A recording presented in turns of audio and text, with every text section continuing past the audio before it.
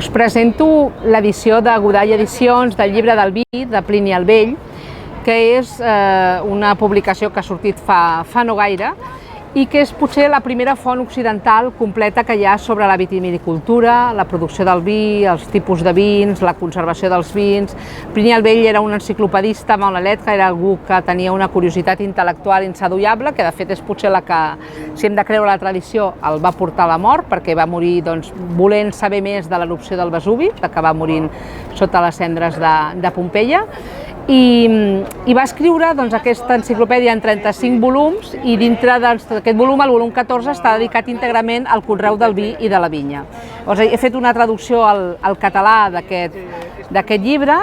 l'he anotat perquè la pugui entendre el lector actual i és sorprenent que, tot i que és un llibre que està escrit fa gairebé 2.000 anys, té plena actualitat. Vull dir, les persones que són expertes en enologia diuen que hi ha molts dels conceptes que estan exposats aquí que no han variat absolutament gens respecte de com avui dia es treballa la vinya i respecte a com avui dia es valora també un bon vi i també respecte als costums i a les anècdotes que envolten el món de la vitivinicultura. Llavors, en aquest cas, en aquesta edició, hi ha un pròleg que l'he escrit jo, que també soc la traductora del llibre, i és una explicació de la presència del vi a l'Odissea, de la presència del vi a la Bíblia i després també del món del vi a la literatura llatina. De fet, i a la literatura en general. De fet, és com de dir que aquest vi, que és un producte aparentment quotidià, està carregat de contingut simbòlic, està carregat de contingut material i simbòlic a la vegada, i per això també és un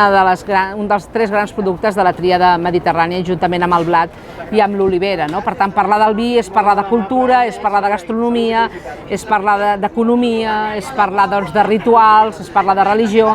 i agafant la doble tradició, per una banda grecollatina, a través dels poemes homèrics, i per l'altra banda judeocristiana, a través de la Bíblia, miro d'expressar per quin motiu, quan parlem de vi, parlem de molt més que del suc fermentat del raïm, de la vinya. Jo us convido a llegir aquesta obra, a assaborir-la,